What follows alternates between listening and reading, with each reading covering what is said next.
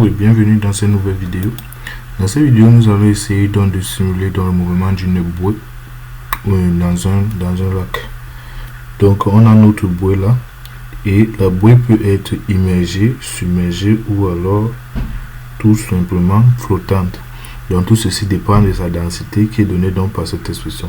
Donc nous allons donc représenter les équations d'état et représenter aussi une fonction de contrôle qui va nous permettre donc de contrôler notre buée, et on va utiliser un contrôle par mode glissant.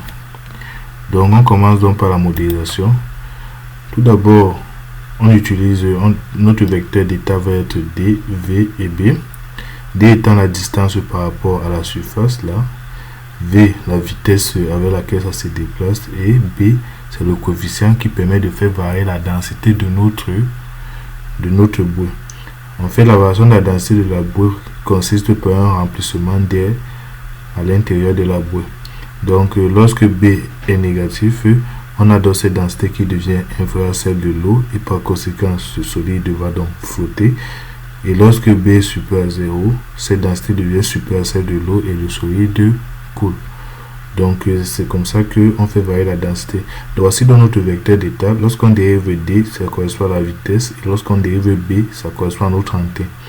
La deuxième variable d'état qui est V, c'est la vitesse. Sa dérivée nous donne l'accélération. Et nous trouvons dans l'accélération à partir donc du PFD que voici. En effet, la bouée solide a trois forces. Il y a la pesanteur, la poussée d'Archimède et la force de frottement. Donc, lorsqu'on développe tout ceci, la pesanteur donne la masse fois G et la force de frottement est proportionnelle à la vitesse là et à un coefficient Cx. Cx c'est le coefficient de proportionnalité qui dépend en fait de la forme de notre solide. Nous on a un cube donc ça tourne autour de ça. Si on avait cette forme, on devait avoir 0,3. Donc la difficulté maintenant ici est dans le calcul de la force d'Archimède. La force d'Archimède c'est le poids du volume immergé. Or le volume immergé c'est égal à la surface immergée qui est L carré ici en tout temps multiplié par la hauteur immergée. Donc on voit très rapidement que la hauteur immergée vérifie cette courbe. En fait, lorsque nous avons D inférieur à moins L, D qui, on rappelle, la distance par rapport à la surface.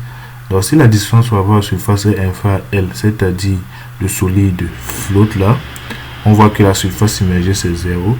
Mais si nous sommes dans l'intervalle moins L0, le solide, la hauteur immergée, elle va être fonction donc de cette droite. Et enfin, lorsque c'est complètement immergé, donc lorsque D est supérieur donc à 0, on a donc ceci. Donc on voit que cette courbe est équivalente à celle-ci. On peut prendre quelques points pour tester, on va voir que ça vérifie. Donc c'est comme ça que nous réussissons donc à trouver donc notre modèle qui est représenté donc par ceci. D point qui est V, V point qui est donné par ça et B point qui est donné par ceci. Dans notre code, on a donc notre fonction f codée là qui fait exactement ça. Maintenant, ce qui concerne le contrôle il est simple. On utilise une moyenne glissante. Donc on va d'abord dériver jusqu'à l'apparition de la variable qui nous permet de contrôler, c'est-à-dire B. Donc dérive à la dérivée seconde, on constate que notre variable apparaît. Du coup, on va pouvoir faire la surface du mode glissant qui n'est autre qu'un placement en pôle en moins 1.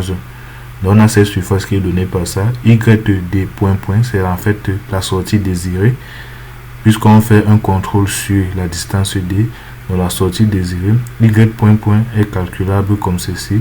Y point c'est la vitesse et Y c'est donc D. Donc, on a fait un placement de pôle en moins 1.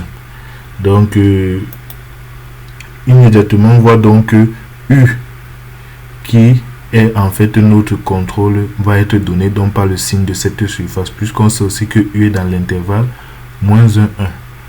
Donc c'est pour ça que dans notre code ici là, on calcule le signe donc de cette surface Sx de t. Donc c'est comme ça qu'on fait notre contrôle.